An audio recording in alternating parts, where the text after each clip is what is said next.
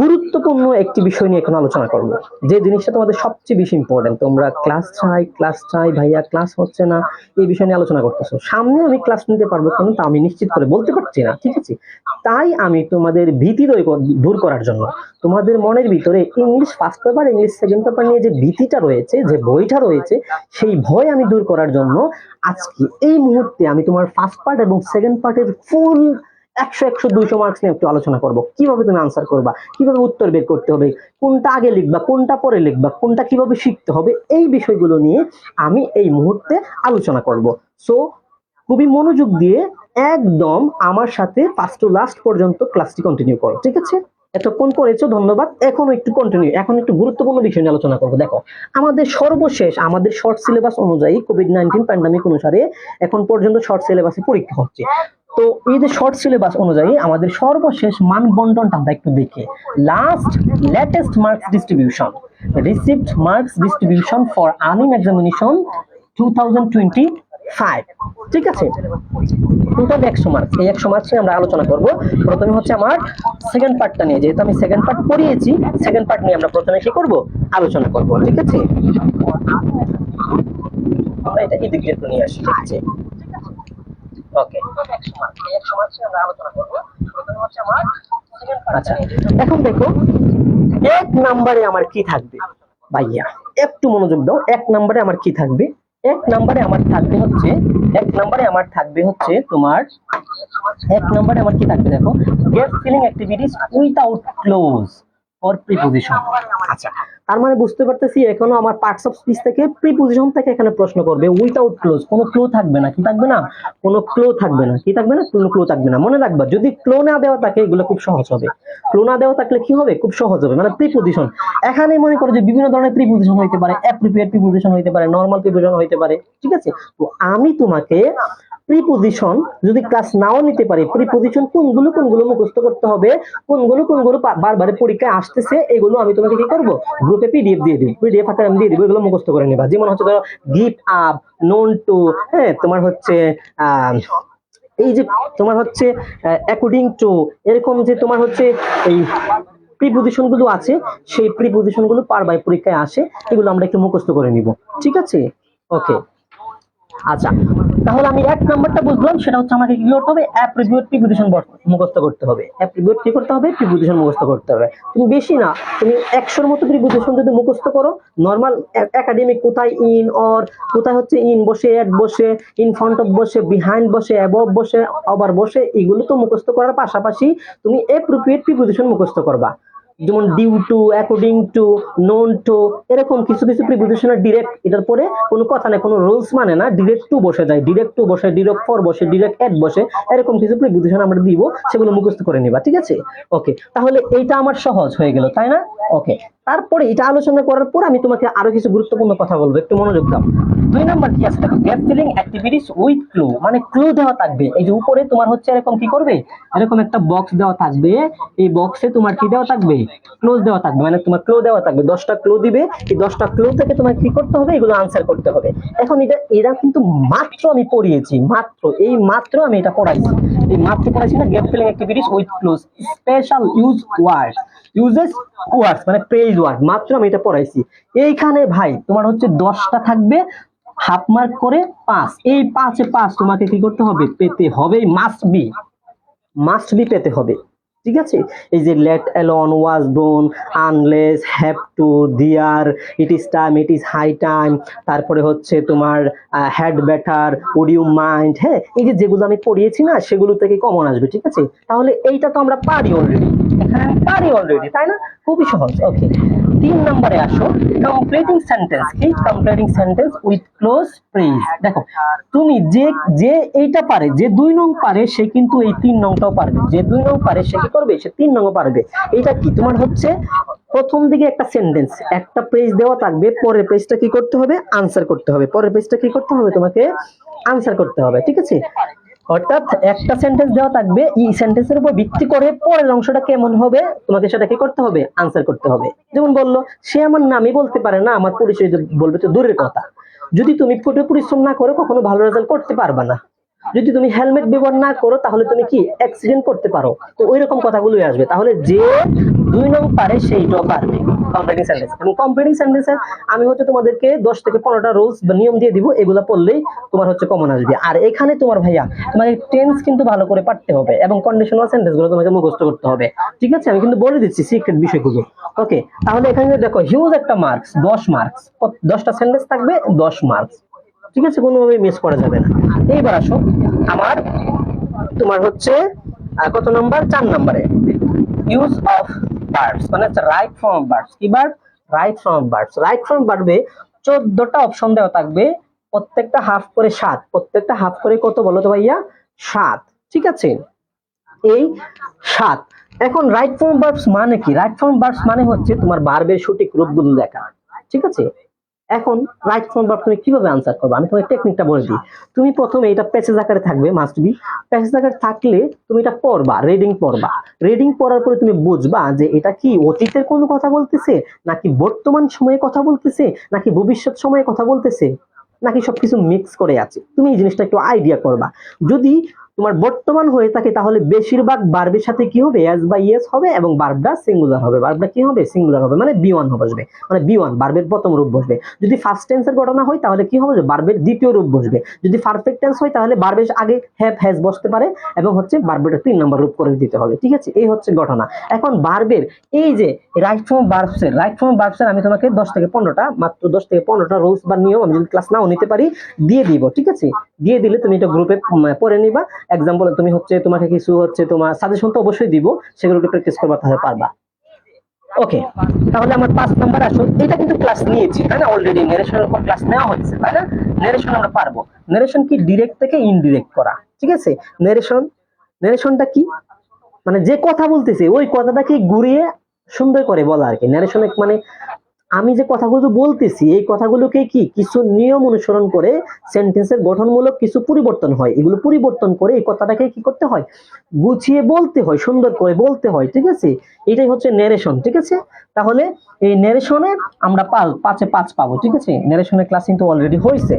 এবার আসো use of modifiers. এটা তোমাদের নতুন, এটা একবারে ইন্টারমিডিয়েটে তোমাদের নতুন। ন্যারেশন কিন্তু ক্লাস 6 থেকে তোমরা পড়ে আসছো। এই মডিফায়ার তোমার হচ্ছে খুবই সহজ। মডিফায়ার কিছু রুলস দিব, তোমরা হচ্ছে একটু মুখস্থ করে নেবা তাহলেই পারবা। তোমাকে বলবো যে modify the noun, modify the verb. যখনই তোমাকে মডিফাই দা ভার্ব বলবে, যখনই তোমাকে মডিফাই দা ভার্ব, হ্যাঁ, ভার্বের কথা বলবে, তাহলে মনে রাখবা এটাকে কি করতে হবে?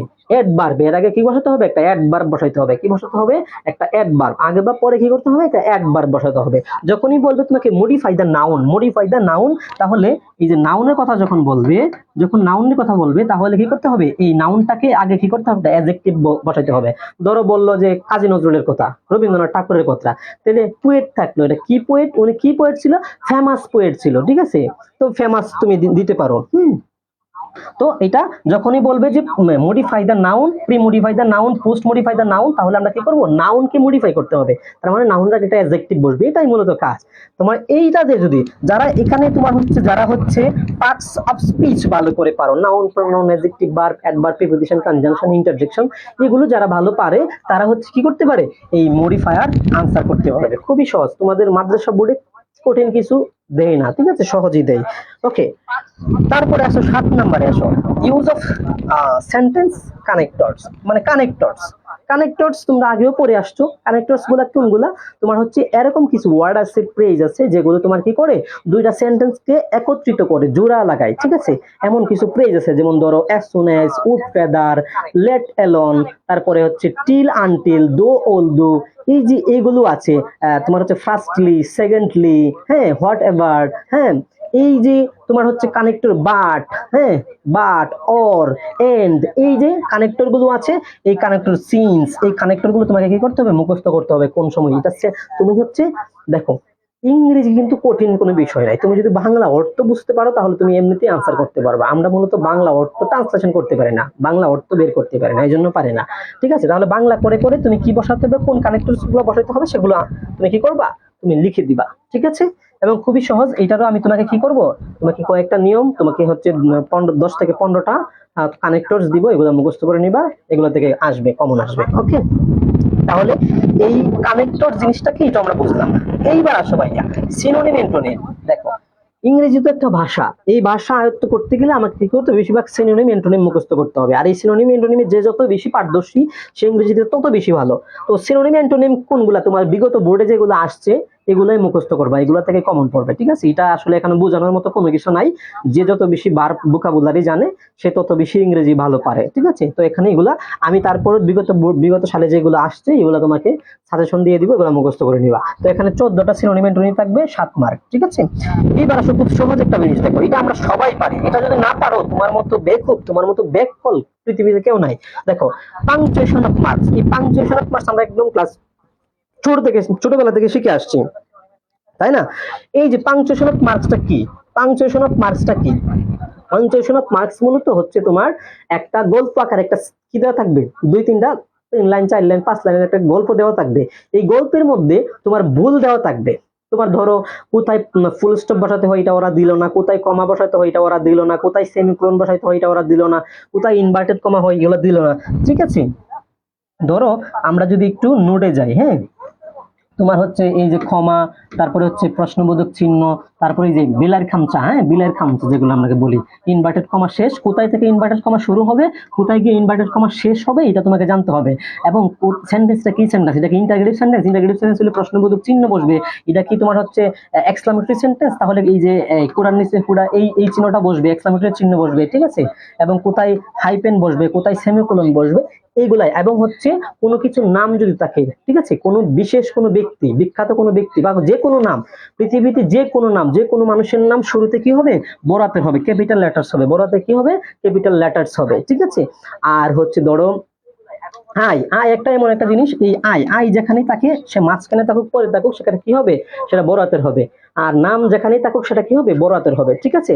এবং ধরো পাহাড় পর্বত নদী নালা খাল বিল যেগুলো বিখ্যাত জিনিস আছে একটাই আছে, দ্বিতীয়টা নাই। পদ্মা নদী একটাই আছে, মেঘনা নদী একটাই আছে, ধরো চন্দ্র সূর্য একটাই আছে, ঠিক আছে? পর্বত একটাই আছে, এমন যে কোনো একটা জিনিস আছে, এগুলা কি বড় হাতের হবে, এগুলা কি হবে, বড় হাতের হবে। বিখ্যাত গ্রন্থমালা ধরো কোরআন শরীফ, ঠিক আছে, গীতাঞ্জলি, এরকম বিখ্যাত বিখ্যাত বই যেগুলো আছে এগুলো বড় হাতের হবে, ঠিক আছে? তো এইগুলো তোমাকে কি করতে হবে, এগুলো তুমি সহজে এটা যদি কি করো লিখে দাও তাহলে তুমি 5-এ 5 পাবা, এটা সবাই পারো, তাই না? তাহলে আমি এটা কি করলাম বলে দিলাম, ঠিক আছে?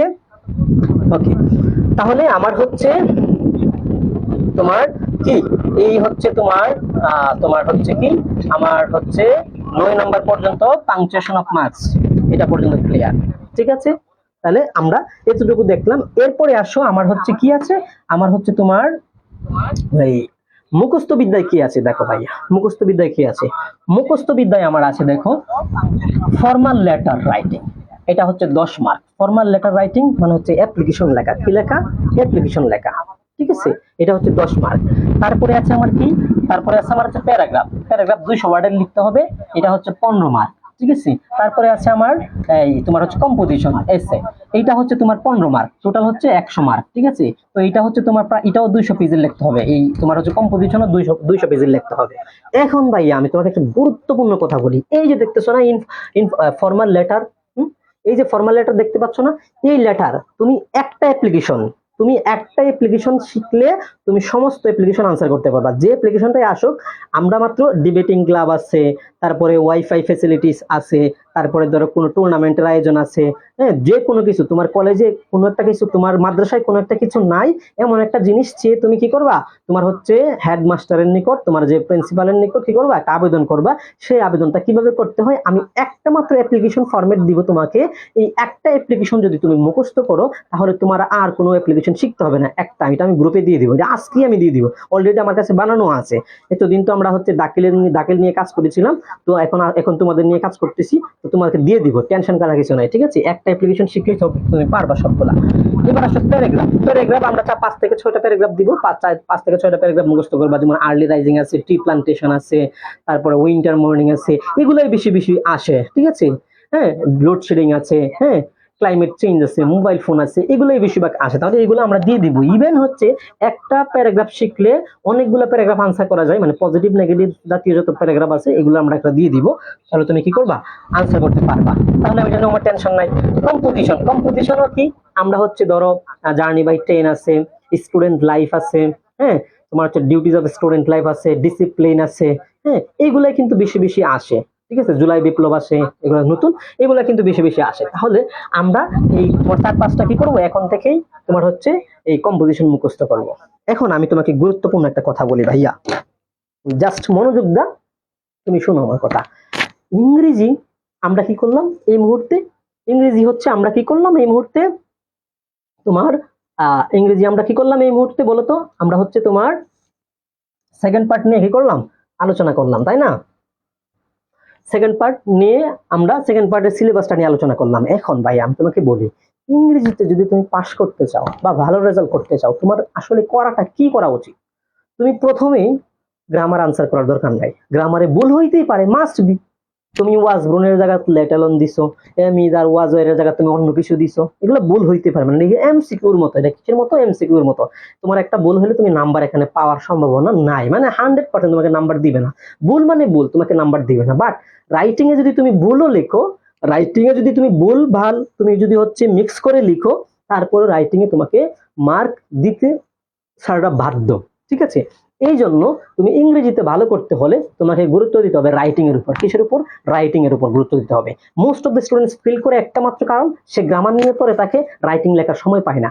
আরে তুমি সবগুলো আনসার করার পরে তুমি যে মার্কস পাচ্ছ রাইটিং এ, তোমার হচ্ছে তুমি অল্প সময় তার থেকে কি পাচ্ছ, তার থেকে বেশি তুমি হচ্ছে আনসার করতে পারতেছো, তার থেকে কি করতেছো, বেশি তুমি আনসার করতে পারতেছো, তাই না? তাহলে তুমি কি করবা, আগে রাইটিং এর উপর গুরুত্ব দিবা। এখন থেকেই তোমাকে, এখন থেকে আমি পরামর্শ দিব, 1-2টা করে প্যারাগ্রাফ মুখস্থ করো, অ্যাপ্লিকেশন মুখস্থ করো, কম্পোজিশন মুখস্থ করো, তুমি হচ্ছে স্টোরি মুখস্থ করো এখন থেকেই। ঠিক আছে, তাহলে তুমি ইংরেজিতে পাস করতে পারো, ভালো একটা রেজাল্ট করতে পারবা। ঠিক আছে, এই হচ্ছে আমার পরামর্শ। থাকে